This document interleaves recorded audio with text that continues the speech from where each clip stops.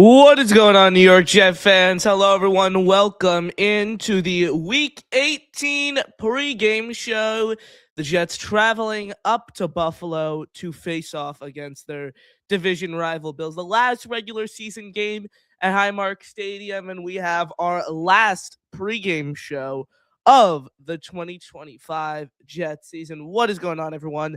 I am Connor Long, soon to be joined by Matt O'Leary. Running a little late, he should be able to join us in a few minutes. Thank you all for tuning in. However, and wherever you are watching us, be sure to drop down below, smash that like button, hit subscribe. That is the free way to help support the show. If you guys want to get on in here, call in with the pinned comment at the top of the chat in the description down below as well. We appreciate your support. As always, like I said, appreciate you guys. And thank you for sticking with Matt and I despite this rough, nightmarish season for the New York Jets. But what else is new now? 15 years it is, as crazy as that sounds, without the playoffs. So again, no fans like Jets fans. So thank you for continuing to support us, continuing to support the show.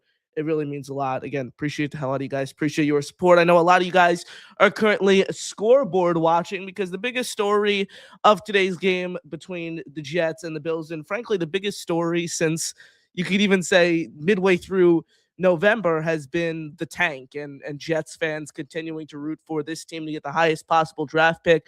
Right now, Gangrene's draft pick is currently slotted at number 3 overall, can get as high as number 2, and it can get as low as number 7 in the order. So obviously, a week 18 win at this point, whether you're pro tank or anti tank, is meaningless, especially when you look at how banged up the Jets are across the entirety of their depth chart. A win today would do nothing but hurt New York's draft position. The big game, obviously, in the 1 p.m. window is Giants Cowboys. The Giants currently hold a 16-10 lead over Dallas entering halftime. Fans should be rooting for the Giants to come away with that win because Giants are currently one slot higher than the Jets. Giants win and a Jets loss would get them to number 2 in the order. It looks like Matt's here. Matt, what is going on, my friend? Kind of did a little segment on the tank for 3 or so minutes. How you doing? Oh, you're on mute. Matt, we don't hear you. I think you might be on mute. All right. He's figuring it out, folks. How about now? Boom. We got you loud and clear. Matt, how you doing? Beautiful. My advice, don't become a homeowner because you might have to deal with plumbing situations on a Sunday morning. So that is all cleared away. Hopped in the shower quick, and I said, I got to talk about this 3-13 football team with my good friend Connor Long. I appreciate it, Matt. Great to see. As always, we skip it. We weren't around last week. Primarily my fault. I was unable to do the show. And last week's game was not very fun. I'll say that. I'm gonna be honest. I didn't watch it live because I couldn't get it down in Florida, and I was out with family. So I was like, you know what? I'm not gonna watch the game live. That was the first Jet game I hadn't watched live since some game in like 2021 or something like that, or 2020. I watched that. I didn't even, I was checking the score sporadically. I watched it after the fact. Why would you do that to yourself? If I knew what the score was. So you were telling me you're checking your phone when it's 35-3 at the half, and you're like, I can't wait to go home and watch this game after. No, I had to watch it because I needed to see like how bad it Fair was. Enough. Like 42 points, 42-10, obviously the final score. It was like the defense just touchdown after touchdown after touchdown for 6 straight possessions to open the game, man. Like this team is historically bad, evident by their point differential, -107 for the month of December, the worst in NFL history. Look, fans will continue to say, oh, every game day is so valuable. Sure, I don't know about you, Matt, but I just want the season to end. Like that might sound a little stubborn. I don't even want to watch the game today. No, I'm with you, man. The mindset is already going to mock draft Monday. I think we'll have our first tomorrow after we find out where the draft order ends up after today. But with the projected lineup that the Jets are tossing out there, I don't know how anyone could be pumped up for this game. Like, what are you tuning in to see? Khalil Herbert? rushed the ball 12 times. Raheem Blackshear, Matt, elevated from the practice squad. How can we forget? How can we forget, Connor? Yeah, dude, today is going to be a rough game. The only thing that I've actually taken away somewhat positive from this year, because all the talks with Aaron Glenn and things like that, nothing that Glenn has done in particular, but the fact that the Jets have had one offensive line pairing all year long. It's been the same offensive line. I think that's the one thing you could take away that is somewhat positive from this year. Yeah, offensive line stayed mostly healthy, which is good after the AVT injury. I think they've played pretty well, but as you said, we're kind of grasping at straws to look at some positives. Like, for instance, Aaron Glenn said this week they didn't have a field goal block, so that could also be looked at as one of the positive things from this Jets team in 2025. The field goal protection champs, Matt. Hopefully, they don't get a field goal block today, because look, that could be you could put that on a T-shirt. The 2025 field goal champs, or field goal protection champs. Raise the banner. I know we've talked about this a ton on the pre-games because it's been an insane story, but them not having an interception, what are the chances they get through this game without one? Are you feeling confident that they're able to get it done, or is some guy we never heard of going to intercept a pass today? Oh, no, they're not going to get an interception today. Even if Mitch Trubisky plays 3.5 quarters of the game, which I think he will, Jets aren't getting an interception. People act like, oh, if Mitch Trubisky comes in, the Jets could perhaps somewhat spoil the tank. Absolutely not. Mitch Trubisky attempted one pass this year against the Jets, and it was a 33-yard completion to Keon Coleman on third down of the Week 2 game. Mitch Trubisky is better than pretty much, the Jets defense is going to be able to stop Mitch Trubisky. I'll put it that way. This defense is so bad, Matt, on every single level. Every single level. And you look at the guys, they're going to be without Brandon Stevens as well today. Yeah, so Brandon Stevens, Will McDonald's obviously on IR. I doubt they're going to want Jermaine Johnson playing a significant amount of snaps, because he's already looked hindered these past few weeks as well. I mean, you're looking at a secondary that is going to be comprised of Jasir Taylor, Trey Brown, we might see take some defense. Quantez Stiggers. No, he's already ruled out. Oh, Stiggers. Okay, Stiggers were ruled out. Add that to the list. Jordan Clark, Jordan Clark is not good. I'm gonna be nice to Jordan when I say that, but man, he just doesn't look like an NFL player, and I feel bad for him. It's a similar situation with Brady Cook, right? Because these guys are undrafted rookies who shouldn't be starting games at the NFL level. They're just getting put out to dry at this point. Yeah, and Michael Clemens out, Isaiah Davis, Xavier Newman, Quantez Stiggers, Mason Taylor, Jelani Woods, Breece Hall, Brandon Stevens. It's a long, long list. Joe Tippmann popped up on the injury report. I know he was a full participant on Friday.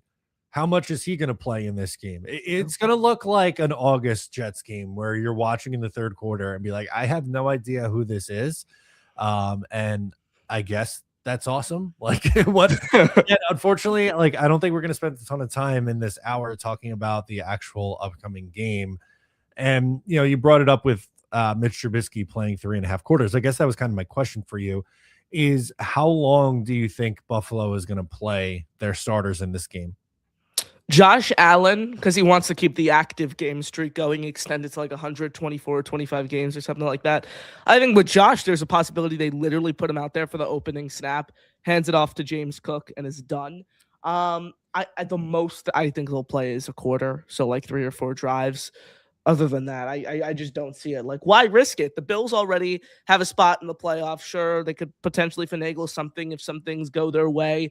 Also, around the league, they can get a few tiebreakers and potentially move up a seed or two. But why risk it? Why would you want these guys to get hurt? Just put them out for a few drives and then hang it up. We'll see all the starters today who are healthy, because it is the last game in that building, Highmark Stadium. Yeah. So we're going to see all Buffalo starters, healthy starters, at some point today. I just don't think it's going to be very long. No, I don't think so either. And, it kind of reminds me that this is before your time, but in 2010, the Jets had everything locked up. They were playing Buffalo at home the last week of the year. Starters played a series, and then it was like the Mark Brunell show for the rest of the game. And the Jets still won. I believe won pretty big against Buffalo in that game. And it was just a good vibes game, because it didn't matter if they lost, they would have went 10-6, but they would have stayed in the same spot. They couldn't move up or down in the wild card standings. but it was all the Jets backups beating the crowd. I think John Connor may have had a touchdown in the game. Who's like a fullback, and it was just it was the best. It was awesome. Yeah, I mean, dude, today's game is just going to be rough either way, right? Because like if they win, fans are going to be disappointed, and I don't blame them because like the Giants are up right now, which is huge for the tank, and Dak Prescott just came out of the game. Joe Milton has entered for Dallas. That would be huge if the Giants could get a win. That would be huge for the Jets draft position. But at the same time, you know, if the Jets get a win and some bounces don't go their way, they could potentially fall as low as number 7 in the order, which would be killer because this team is not good. Like they're as good as their record is. I think you could say that. Like last year, they won 5 games. 2023, they won 7 games, but they had more talent on their roster than that. This team, when you look at their overall roster, how they're coached, everything like that, they are a 3-win football team. They are, in my opinion, one of the worst teams in all of football. Like I think you could put them right up there with the Titans, right up there with the Raiders, teams like that. I think the Jets are that bad of a team. They need to address so many holes across this roster, and that's why you want them to have the highest possible draft pick so they can get their quarterback in the top 5, whoever that may be. And that opens the door for so many more other possibilities with the 3 other picks that they have within the top 50 and their other first-round pick acquired by the Colts that could technically rise as high as number 14 in the order. So I think there's a lot to look forward to when you talk about the offseason and draft position. Not much in today's game except hoping that the Jets get the highest draft position. Yeah, and there's a chance that happens if the Giants hold on to the lead there, which would be nice, a nice consolation, right? Finishing with the number 2 pick. I know it's not all the way up to number 1, but a number 2 pick is still obviously pretty valuable for you. While you were talking, I pulled up the box score from that game that I referenced. Just in an absolutely hilarious game, Connor. If we want to go back and talk about some positive vibes for just a half second here. A 38-7 win. Mark Brunell was 6 of 12 for 110 yards. 2 my. I was right. John Connor had a rushing touchdown. Okay. Braylon Edwards and Santonio Holmes had they had touchdowns. They did. Brian Brom started for the Bills. He was 10 of 23 with 3 picks, and someone named Levi Brown threw an interception too. I have no recollection of Levi Brown, but yeah, like wouldn't it be nice if Jets were ever in a spot again where it's like, hey, we can put all our backups in against a shitty divisional opponent and just clown them.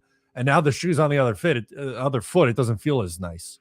Yeah, every time I watch the Jets get blown out, whether it was the Jacksonville game or the game last week against New England, I always think, in my time rooting for this team, I don't think I've really ever seen that, where the Jets are just demolishing and beating up a team.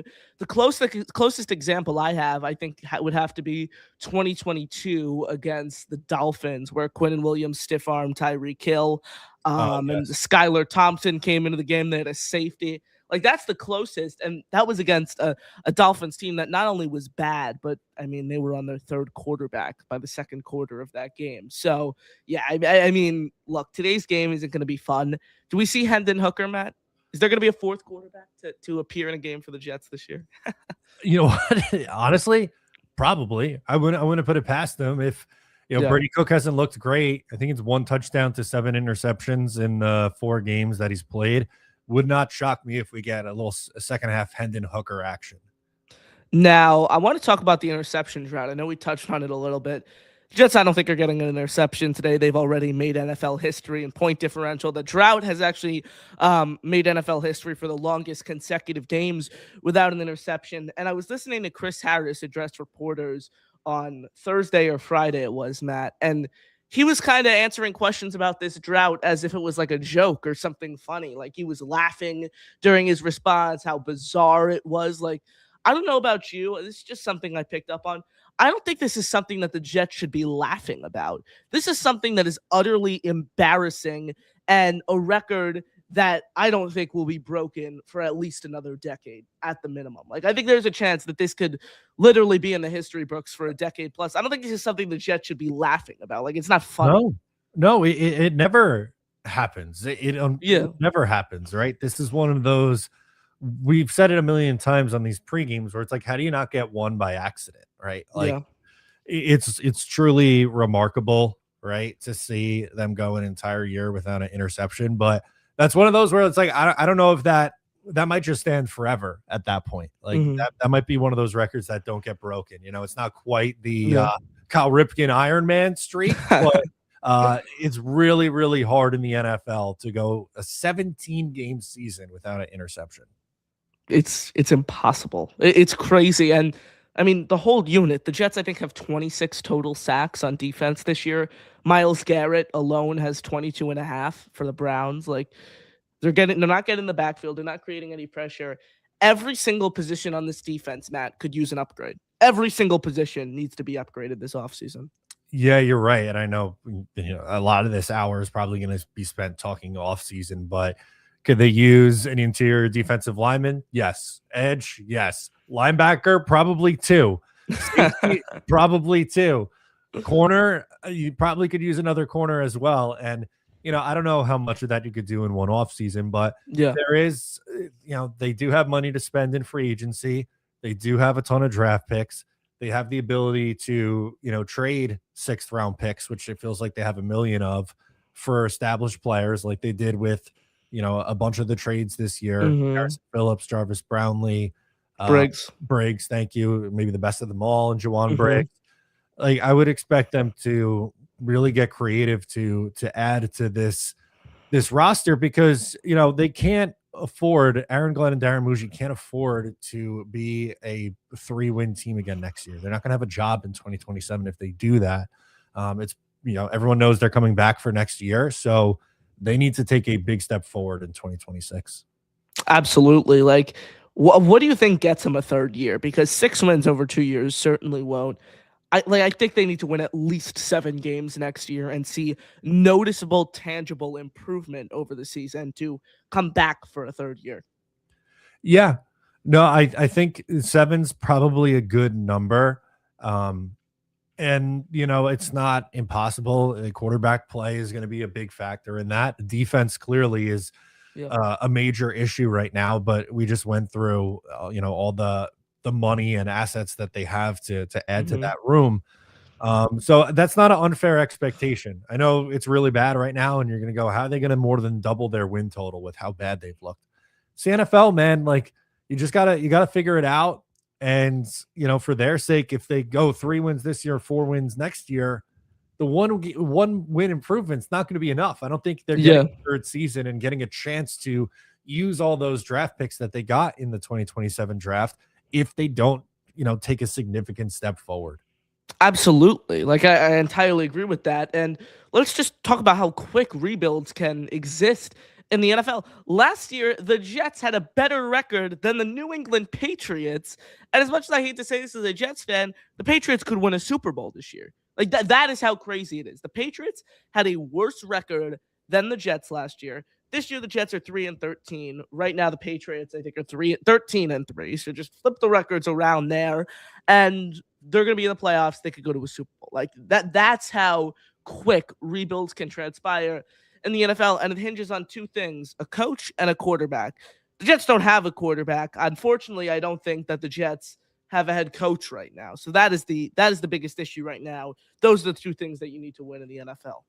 Yep. No, you're 100% right. It's the 2 most important positions is head coach and quarterback, and they don't have a quarterback, and there is major concern with the head coach. And look, anyone who's really critical of Aaron Glenn, I totally get it. I don't necessarily want to come across as a Glenn sympathizer.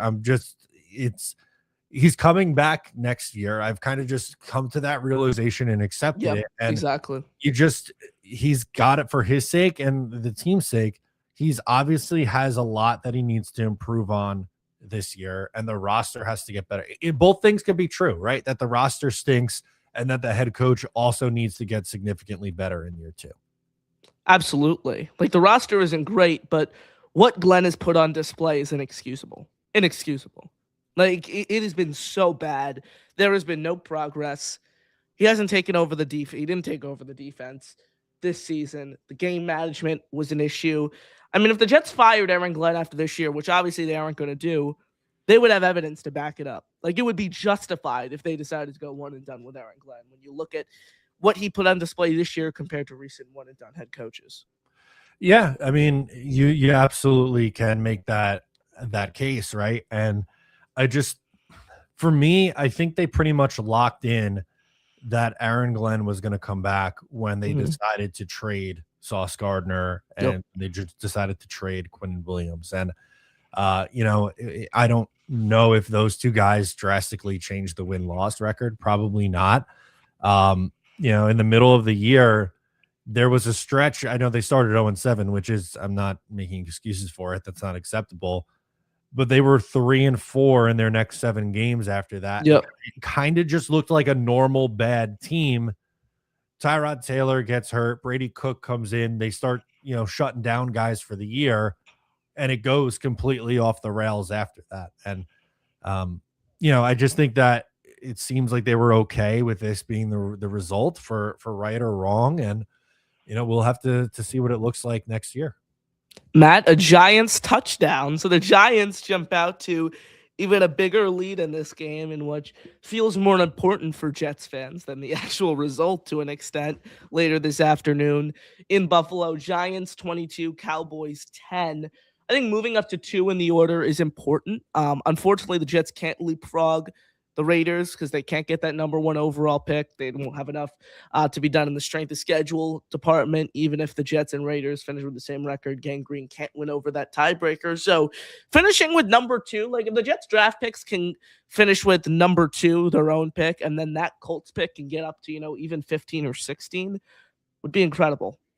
Yeah, I mean, two top 15 picks would be really nice, right? Yeah. Obviously, it looks like their Raiders are going to end up with the number 1 pick. And, there's no chance for the Jets to get up to number 1 and control their own destiny. But, having 2 top 15 picks should really go a long way to repair this roster. And whether they decide, it's going to depend, right, on what the quarterback decisions are, who's coming out.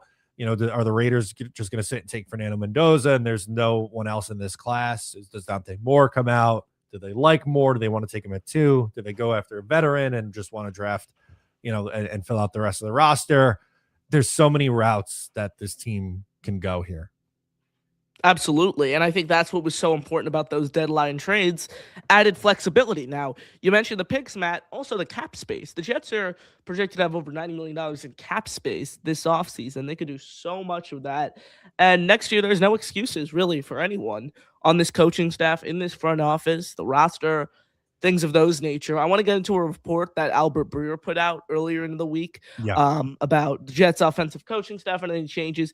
Pretty much stated that Tanner Engstrand, the offensive coordinator, is going to get a second year, but the Jets are going to try to make coaching upgrades around him. Yeah, and I think that's the the right approach. We've said this a lot this year, how hard it was to evaluate Tanner Engstrand. And I'm not going to sit here today after the season that they've had and say, yeah, he's absolutely the guy. But, I think he deserves a chance for a second year. And, depending on if they draft a quarterback or what, to design an offense that best fits that player and their roster. So I'm good with that approach. I still am, cautiously optimistic with Tanner Engstrand, but I mean, the rest of that offensive staff, they're very young. And if they want to make a change at quarterback coach or even just bring in some sort of senior advisor to this staff, I think that's a wise decision. I agree. Absolutely. Look, I think it's hard to fully assess Engstrand and his body of work this year, looking at the personnel that he's had to call plays for, looking at the rotating cycle of lackluster quarterback play that he has had to deal with. Next year, again, I think he deserves a free pass. I think he deserves to be back next year, and it sounds like the Jets will do just that. But I agree with the report. The Jets need to add infrastructure around Engstrand on the coaching staff and help build a development plan for whoever the rookie quarterback is next year to come in and have success right away. Matt, I think we do have the inactives list. Do you have it pulled up? I saw from the Bills, but let's do the. We have the Jets one. First. I could pull it up if you. Yeah, like. Go ahead. Boom. Here it is. Jets inactives today in Buffalo. Tyrod Taylor, who will be the emergency quarterback, Tyler Johnson, Breece Hall, Brandon Stevens, Quantez Stiggers, Michael Clemens, Jelani Woods. Matt, the fact that the Jets aren't even suiting up Tyrod Taylor, like that is the most evident tank job I've ever seen. Like he's healthy. He's definitely, if he's the emergency quarterback, that is indicating he's healthy. Yeah, he is healthy enough to play, but hey, Hendon Hooker is there and I ready. wanted them in the offseason. So when I saw they added Hendon Hooker in week 15, I was a little excited. I would start Hendon Hooker today. Like the Jets continuing to insist that Brady Cook gives them the best chance to win is just laughable. Like I every single week listening to Glenn on Monday saying Brady will be our starter this week. He gives us the best chance to win. He No, does. he doesn't. He doesn't. I'm No, sorry. he doesn't. He doesn't. 7 interceptions to 1 touchdown. Is that what you said it was, Matt? Yes, and 3 fumbles. Not all lost, but he has fumbled the ball 3 times. You can't make it up. It looks like Mitch Trubisky is going to start, if I'm reading this correct, from the Buffalo Bills PR. They list Trubisky above Allen, and they list like Dalton Kincaid and Dawson Knox are below Kalecki Latu and Jackson Hawes. So I think we're going to see a lot of the shocking, but we're going to see a lot of the Bills backups in this game. Yeah, and look, I wouldn't get nervous. For me, as someone who's rooting for the tank, and I know a lot of Jets fans out there are as well, I wouldn't get nervous per se, right? Because I think the Bills backups could still very, very much beat this team today. I'm not concerned about that. Without a doubt. Yeah. Indy Jets chimes in. I wanted to pull up his super chat. Says the Giants are winning. We might get the number 2 pick. Go Jets. Yeah, I mean, if the that's all that needs to happen. You don't have to worry about other strength of schedule stuff. As long as the Jets lose and the Giants win this game, then the Jets are picking number 2 overall. And the Giants have a 2-score lead right now. And isn't it crazy that I can't even use the line to back my take up? Isn't it crazy that the Jets are only 7.5 point underdogs today? Isn't that just? I think it's 7.5, right? Yeah, it's moved around, and I think it was because they weren't sure what starters are going to play or were going to play or not for Buffalo. To me, it doesn't really matter. I think Mitch Trubisky and the Buffalo offense could still put up 30 points, and I just have no faith in the Jets being able to score. I think you're probably looking at like a 30-6 kind of game, something like that. I mean, can they just stay in the game? I mean, is it asking for too much to just be a competitive team? I was talking about this with Will Parkinson on my show yesterday. He was talking about how competitive tanking doesn't exist. And I said, sure, absolutely. But I just wanted this team to be competitive in general. I wanted them to push good teams to the final whistle like they did over that stretch where they won 3 out of 5, where they were pushing Baltimore, where they were, even had a lead in that New England game on Thursday Night Football, the first drive. They marched down the field, scored a touchdown right away. Games like that where they were getting ahead and, fighting with good teams. And this year was anything but that. Now, we do got to keep an eye on the Colts because as Jets Terrible is saying here, come on, Houston. It's Riley Leonard. The Colts are winning, and Davis Mills has entered the game for the Houston Texans. I was not aware, Matt, that they benched Phillip Rivers until I turned on the game last week. I was like, oh, why is Riley Leonard in there? Come on. Yeah, it's the end. What a story that was. And I don't know if you saw the report earlier. Yeah. He's going to get some head coaching interviews. Reminds me a little bit of Josh McCown, except Josh McCown. Matt, do you know this? Josh McCown interviewed for the Texans head coaching job while he was on the team. Yeah, years ago, right? He was that was his last year in the 2020. League. 2020, right? And then he interviewed for it again in 2021 after they went one and done with David Culley. And I think he interviewed for it again. So he's interviewed for that job 3 times because they went one and done twice in a row with David Culley after they fired Bill O'Brien, David Culley, and then Lovie Smith. Yeah, what a run that was before they finally got it right with D'Amico Ryans and found CJ Stroud. But hey, coach a quarterback, and they turned it around. That's all that matters. Exactly. I don't know the exact stat. I think it might be Michael Nania had it. The past 6 teams to go one and done with a head coach. The next head coach they hired ultimately brought them to the playoffs. So that's cool. Yeah, here. All 8 head coaches to go one and done since 2018. The following coach later brought that team to the playoffs. So that's crazy. That is insane. Yeah, Wow. that's a good stat. But, usually that indicates, right, if a coach goes one and done, that there's going to be a lot of turnover on that roster. Mhm. And I'm sure, I don't know the examples off the top of the head, but I'm sure there's a lot of new quarterbacks that went into those places. And that's what it comes down to for the Jets. And to me, I think in the draft is finding their quarterback this year. Yeah, a lot of people tell me, well, Connor, why are you worried about Aaron Glenn ruining a quarterback? He is not an offensive coach. I said, I'm not worried about him ruining the quarterback. I'm worried about this regime taking the wrong quarterback. And you take the wrong quarterback, it doesn't matter. It's you could set the franchise back another 4 years. Yeah, unfortunately, we saw that with Zach Wilson, right? They took Mhm. him second overall, and they were never able to get over the hump, and in large part due to quarterback play and coaching. The coaching clearly Mhm. wasn't good enough too. We found that out, but it can save your franchise or derail your franchise. Most definitely. So tough. Absolutely. We got anything we want to hit before we wrap anything up here, Matt? It looks like we might be getting a call. If Macho Beast's camera turns on, we can go. Oh, Beast joined at the buzzer. Shout out to you, Look at that. Beast. Hell yeah, Beast! Should I say, swish? What's up, Dude, Beast? 2026, finally, the new year. 1 year. What should I say? One word. Wow. Well, it don't look like our chances against the Bills are this slim. Like that. See how small Probably that is?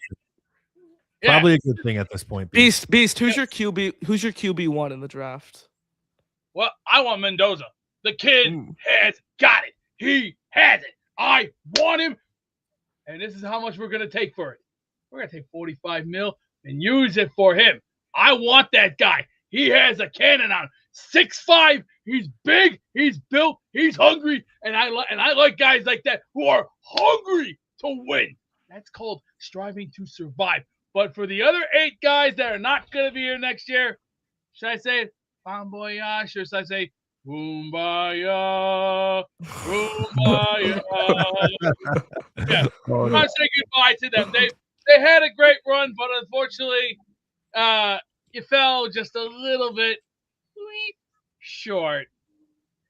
Short only counts in the game of horseshoes and hand grenades. So this is what we look at next year. New season, 8 new stars. I want Mendoza, and then there's one more quarterback. I'm going to be looking at several of them when this draft starts.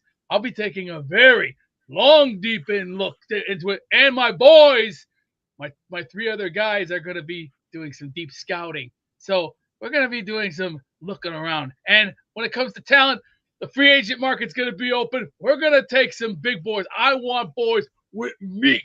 I'll give you a hint. This is meat. You know why this is meat? This is attitude. Not this. What the hell is this shit? Bushy shit? Get out of here. That's weak. That's worthless and weak. I want boys with attitude, boys with muscles, boys with brains, and boys with an attitude who are really to knock teeth out and knock a few heads around like a bunch of Looney Tunes. So next season, this is the new thing.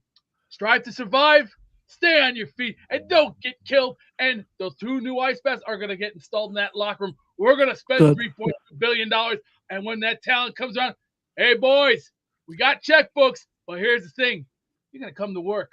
And when you come to work, turn your phone off, work with your teammates. That means work with your coaches, your peers, and everybody else in that locker room. We're not going to have this bullshit of everybody crying and whining and complaining of who's going to start and who's going to do what. When you get here, you turn your phone off, you get your ass prepared for battle. That means get prepared, get dressed, lace up your boots, get your ass on the field, and learn to work with your new teammates. That's the way it works around here. Everybody's got to work together. It's called work together. That's what teammates have to do. Work together. It's called working within the system. That's the way the world works. If you don't want to be here, that's fine. We'll release you. That's how it works around here. If you don't want to be here, that's fine. There's 2 different ways. Everybody's got them. That's the way the world works. Oh, and Happy New Year to both of you guys. Thank you. How was your Christmas there, Connor? Oh, it was great, Beast. How about yours? Not too bad, but I did get what I wanted. What'd you get? Oh, plenty of goodies. Let's see. A brand new. I got something for the tree over there. Got a bunch of Nice. Got some new shirts, new jackets, everything. Hey, what you see is what you get. But next season, 8 new stars, Mendoza, and 1 more good quarterback. But he has to be a veteran because we got to have key talent. We have to say goodbye to Tyrod because Tyrod is too old, too banged up, and we can't have banged up anymore because that's costing us money, and money does not come cheap. And you know that, Connor, right? Money. Yes. Am I right? Money does not come cheap. Hit the nail on the head, Beast. Nailed it. Hey, it's like a credit card. All you gotta do is, if you spend it wisely, you gotta pay it off. That's all that there is to it. Everybody's got to do it from time to time. But next year, bye-bye to Tyrod and bye-bye to Crybaby Fields because I can't stand that Goomba anyway. That guy was a loser. I thought at first he would do great here, but unfortunately, he looked like he's Crybaby material, and that ain't gonna You know what I mean by this? Nope. And It's not gonna cut it.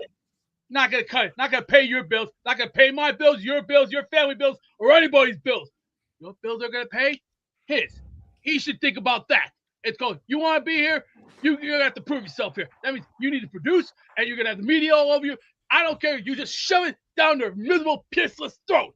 Do it right and actually do your job. Thank you, Beast. Incredible rant from our friend Beast there. Had to bring him on for the final show. Want to do a quick bold prediction for this? Yeah, we can hit a bold prediction. I actually wanted to pull up this tweet quickly. I just saw it from Justin Freed of the Jet Press. Here's a look at some position groups for the Jets today. I'll zoom in a little more so people watching on their phones can see it. Running back, Kaneno Wangu, Khalil Herbert, Raheem Blackshear. Cornerback, Jasir Taylor, Trey Brown, Jordan Clark, Samuel Womack. I'm going to be honest, I have no clue who Samuel Womack is. Defensive end, Jermaine Johnson, Eric Watts, Braden McGregor, Kingsley Jonathan. What is this?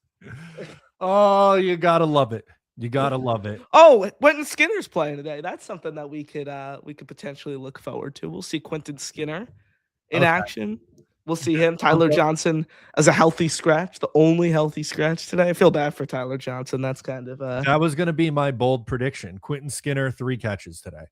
Quentin Skinner, 3 catches. Okay, I gotta come up with a good one. I'm gonna say I'll go on the defensive side of the ball.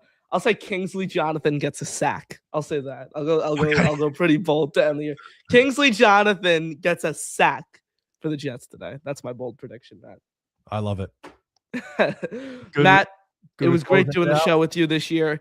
Yeah, thank you everyone for sticking with us. If you're still watching us here in week 18, this wild ride from week 1 all the way here. The second year of Matt and I doing these shows together. Hopefully many more to come, and hopefully some more wins to come. Would be nice over these next few years. Anyways, Matt, it's great doing these shows with you. It was an honor. Look, I'm not gonna miss the Jets games, but I'm gonna miss doing these shows with you. So it's great. Whenever we get to collaborate, and shout out to everyone tuning in, guys. I love it. Look forward to doing it again next year. That'll do it for us. This one, guys. I'm Matt. He's Connor, and we'll catch you next time. Text you next time. What the hell am I talking about? Come on. Let's go. I hit the button.